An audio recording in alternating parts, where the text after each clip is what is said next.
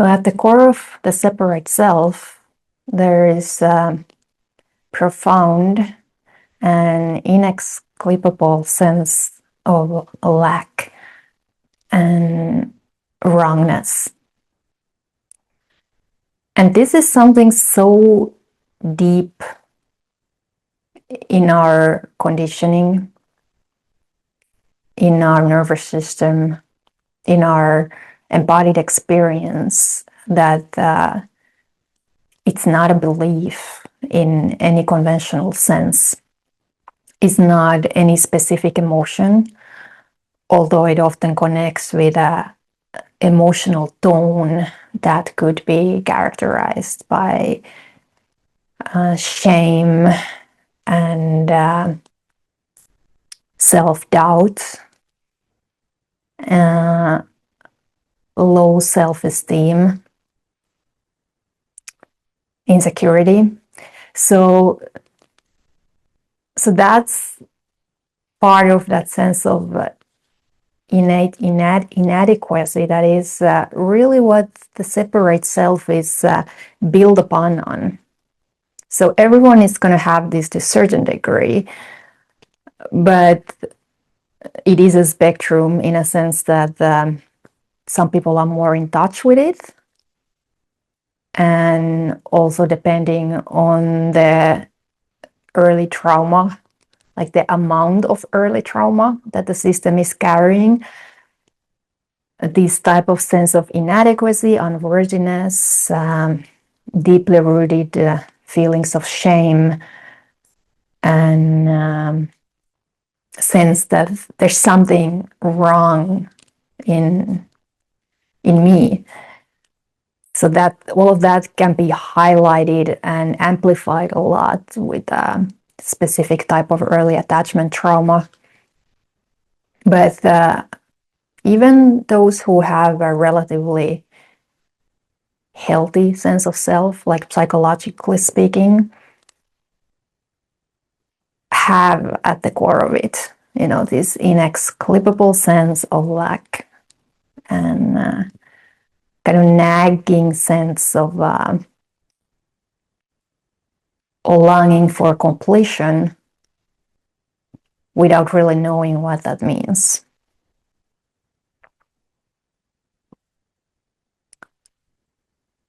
So the self structure is actually built upon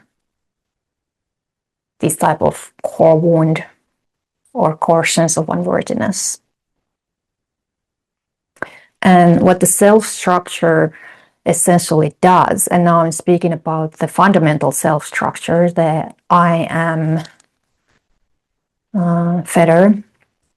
So what it essentially does is that it creates a kind of buffer or all-pervading filtering in the system, or filter, that dissociates us from feeling directly what I was just describing. So that direct texture of sensation, that emotional tone, and that type of belief in wrongness and lack, which is not a belief, right, at the level of the mind, but something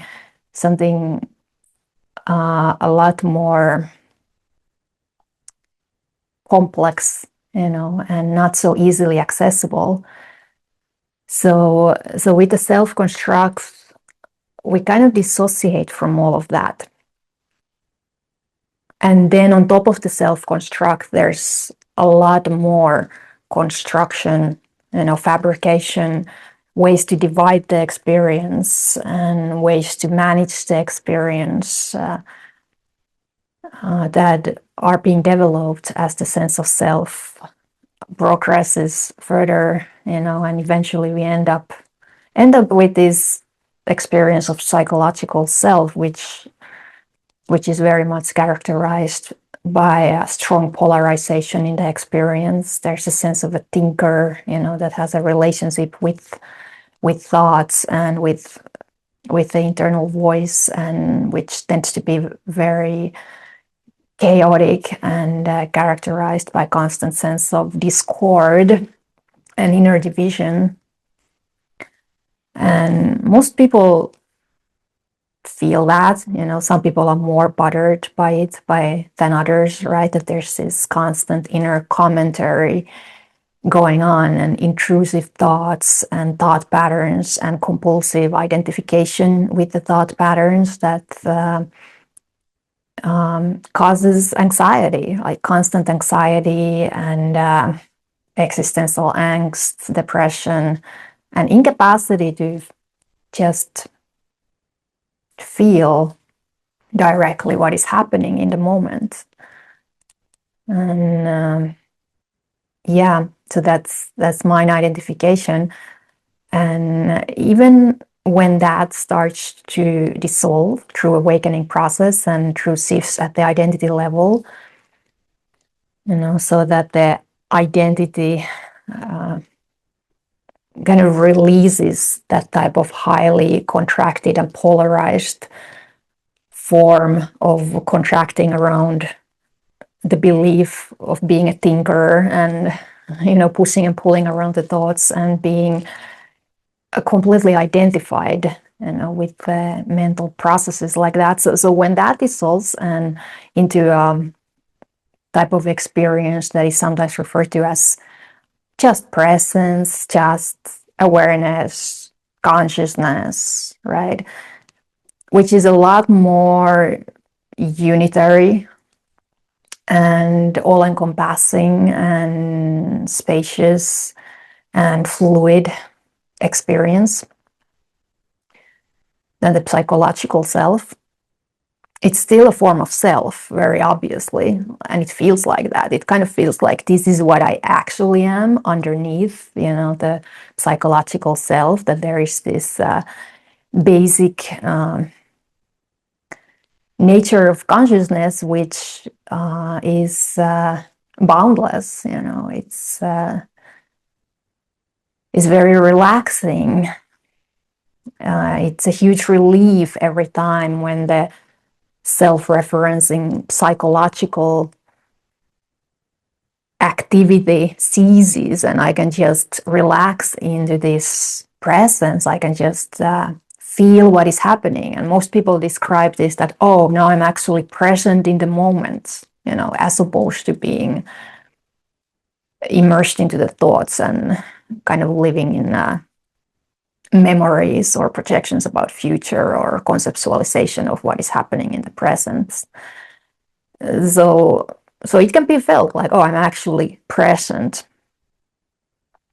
And it's very pleasant experience for a lot of people, but these type of experiences of presence are not awakening, are not a shift at the identity level. They are definitely part of the awakening process, that we start to have more and more access to this type of way of experiencing consciousness, as the fundamental nature of our experience. So the first awakening is largely about that, about disentangling identification with the thinker and with the thinking mind, with thought processes, with the internal voice, like really realizing like that's not what I am. It's not what I am, and what I actually am is this context within which all these thought activity is occurring, which can also be felt like as a type of witnessing presence, which is not locatable, which doesn't have age, it doesn't have a gender, is not really personal. It has a kind of neutral or impersonal or universal flavor to it when you feel into, what's the nature of that consciousness, that just that I am awareness, like without any thoughts about it, what it is.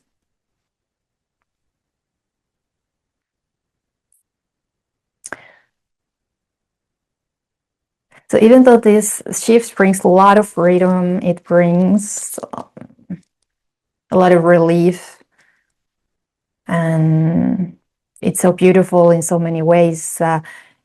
What can be easily missed, that there is this fundamental identity structure still intact in the experience, and as long as that is there, we are not actually experiencing sensations for what they are.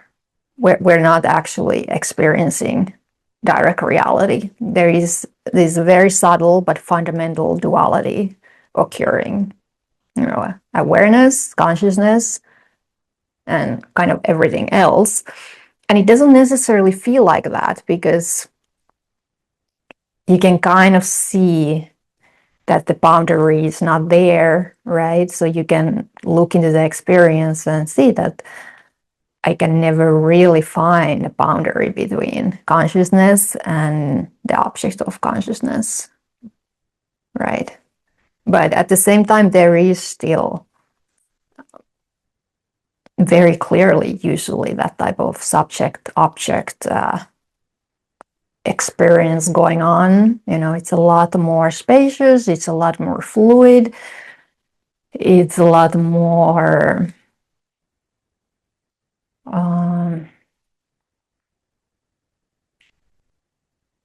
unified, you know, than the experience of psychological self and the type of dualism that is characteristic to it. But yeah, it's actually just like a more spacious version, you know, of the same matrix that you had been inhabiting earlier. And it's still a world of well,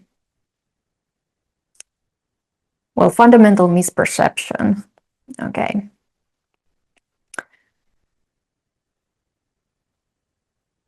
So this deeper awakening shift in which the self structure in itself dissolves or drops away, and or is seen to be for what it is seen that there never actually was like any kind of self, any kind of position of a perceiver or witness or experiencer as anything other than a kind of whole paradigm of experiencing that it comes with, you know, based on mental fabrication. And so when that falls away, then we suddenly find ourselves in what is actually direct experiencing or pure sensation or unfiltered reality, like actually experiencing emotions directly, actually experiencing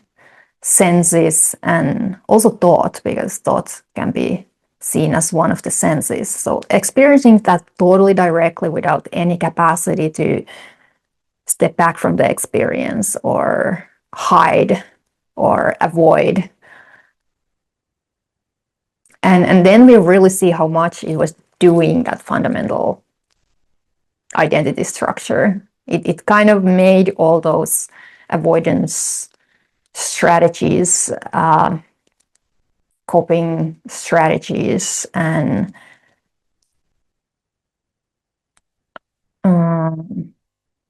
yeah, all the ways that we were distracting ourselves from that which was all the time right here, right now. So all of that kind of goes, and it can feel like so beautiful in so many ways, right? Like non-duality is so beautiful, that incredible clarity and relief, you know, of this fundamental duality finally collapsing. So like the sensations, they're so pure and so vivid and so free, you know, free from the observer, free from the perceiver, free from any kind of gluing agency, you know, something of a self that kind of glues all the sensations together, because that was never there. So it just feels like sensations, or the luminosity and vividness of the senses and sensations. That's what is finally liberated when the identity structure falls away, so that it can express itself totally freely and uninhibited, and in such a subtle and pure manner. So that's the beautiful part of it. And what is the surprising part of it is that if there is shadow material, which there is bound to be, because I started this video talking about this core wound of unworthiness and these complex emotional feelings and emotional tone that it comes with, this inadequacy and so on. So, and that the cell structure was actually built on top of that. So now you're going to feel that directly. You're going to feel that, and that's unavoidable. And again, depending on the person, like how much this type of shadow work was done before, and just depending how really strong and amplified this wound, this core wounding is in the system. So that's going to affect how intense the shadow is going to play out. But it's going to play out for everyone, because no one can really fully have access to this, as long as that fundamental dividing mechanism is still there, that fundamental dissociation. So it's just not possible to fully access this before the shift into non-duality. At least I don't see how it would have been possible for me, for sure, to have access to any of it. The defenses, they were so strong and impenetrable, and it was impossible, at least for me, to see through any of that. Because it's so deceiving, that identity, what it does. It kind of justifies all of that activity, so that we never really question that fundamental mechanism for what it is until we do, and until it falls away, and then it's like, wow. And it's a huge difference, even it's apparently such a subtle thing. It's like a difference between a day and night in so many ways. So yeah, you're going to face this core wound of unworthiness in a very undifferentiated manner, in a way that where everything kind of arises with this type of synchronistic simultaneity. For the lack of a better word, it's very hard to explain it, because in non-duality, there's no time, there's no beginning to anything, there's no end to anything. Meaning that, let's say a specific sensation appears with a specific emotional tone, you're gonna feel at the same time all the other moments, apparent moments, when you've been feeling the same, and they're all going to be kind of interpenetrating in the experience. So let's say it's sense of shame. So that can connect with so many memories that the body mind is imprinted with when you were experiencing shame, and all these memories, they are going to be just undivided, undifferentiated experiencing, where it's gonna be really hard to say, like, what is it that you're actually experiencing. It's not that it all blends together.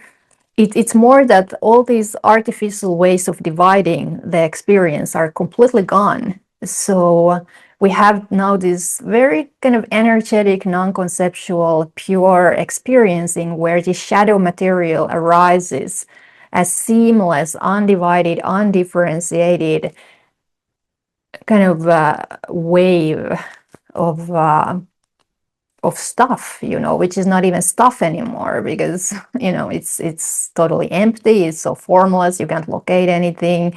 There's no substance to anything. So it can be a very bizarre experience. Like how am I even supposed to work with this stuff? Am I supposed to just see more clearly into the non-dual nature of it, which is actually in certain way, a way to bypass this type of material. I mean, there are certain moments when it can be hugely liberating to see that it's not actually there, it's not actually happening, it doesn't have any reality, to access this empty nature. But at another moment, it becomes a bypassing, and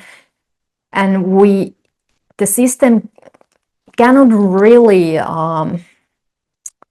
process this shadow material. If we are not able to enter in some sort of relationship with it in which we acknowledge, its reality. And of course, all this is just a way of speaking, because it's kind of clear that there's no one who could be doing any of this. But at the same time, there is a way to engage intimately with the experience in a way that the shadow material is allowed to self-liberate, self-release in the experience, kind of unbind itself, because there is going to be subtle ways that these beliefs and emotional tones are still attached to each other, and they usually need a lot of just unconditional presence, just holding them in an unconditional presence and being willing to look again closely and clearly to the experience. Then this natural release happens, but it's still usually a little bit of a process, after the shift in non-duality happens. And it can be surprisingly intense. It's because the sensations have now this unfiltered, raw nature, this bare quality to them. So the intensity can be surprise, and it can then alternate with these periods when there is just this amazing peace, right? And just this pure sensation, just this luminosity, clarity. The beauty of non-duality, which is there also when the shadow moves through, but it's a different kind of beauty. Like, you have to kind of go through a little bit of hell after a shift to really discover this kind of paradise that was never left, so to speak, this natural state. So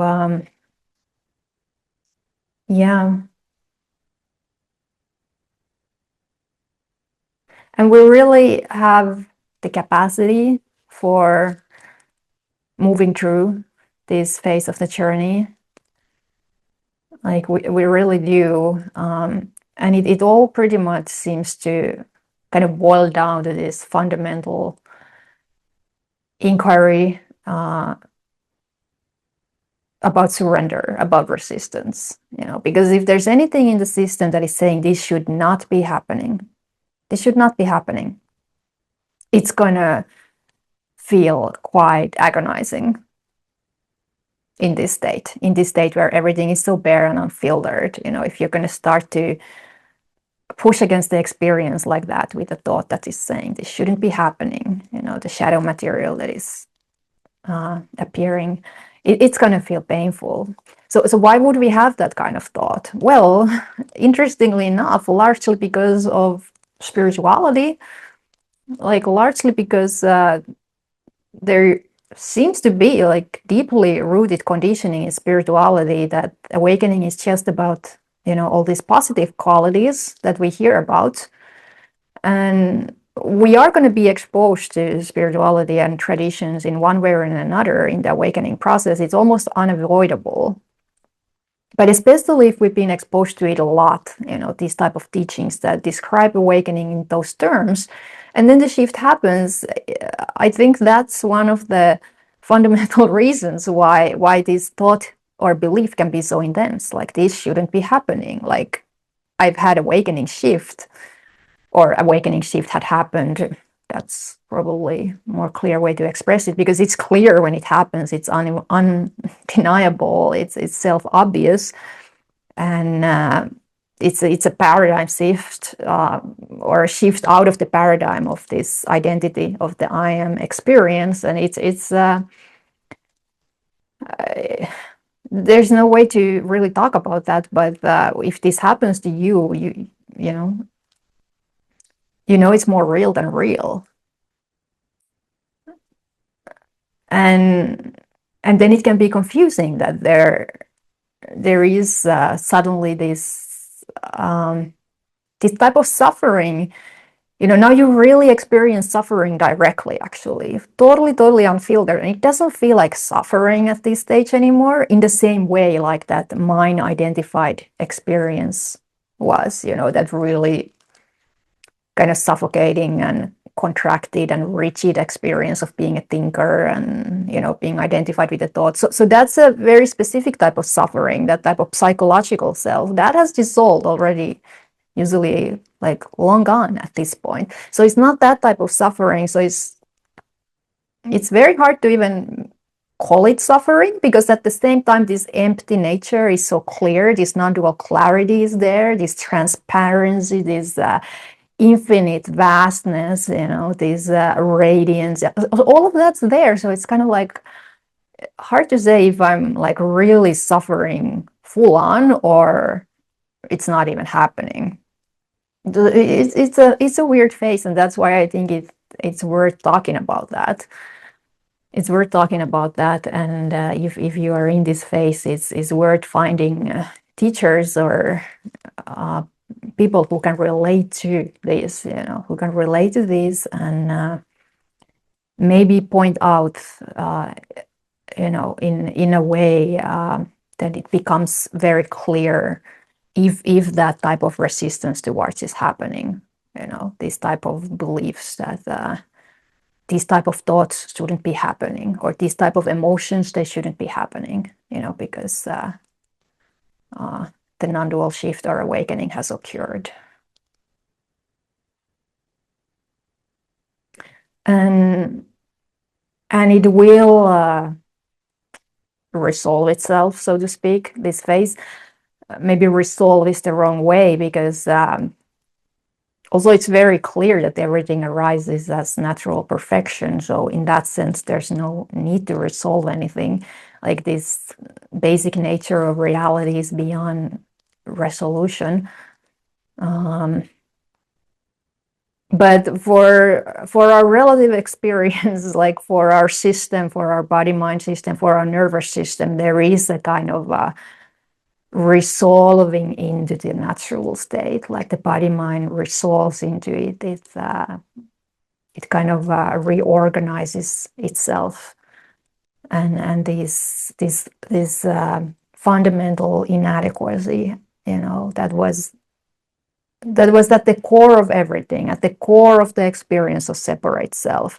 So that energetic imprint, because it really at this level, it is a energetic imprint rooted in our nervous system, in our physiology. So it can kind of clear itself out.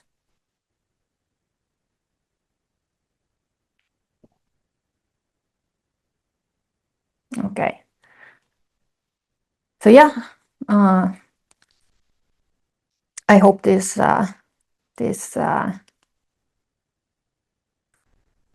brought some clarity on this experience of identity, and on the awakening shift, on the release, when it happens, if it happens, like what to expect, what to expect, and I think deep inside we really know. We know that it's okay. Like it's more than okay. There is no wrongness. That fundamental sense of wrongness, that will dissipate. But there can be this transition period when there is that clarity, that okayness beyond okayness, and at the same time it still plays itself out. These you could say these fetters, these last fetters that are at the core of that fundamental misconception of existential wrongness. That belief that reality could be anything other than it is.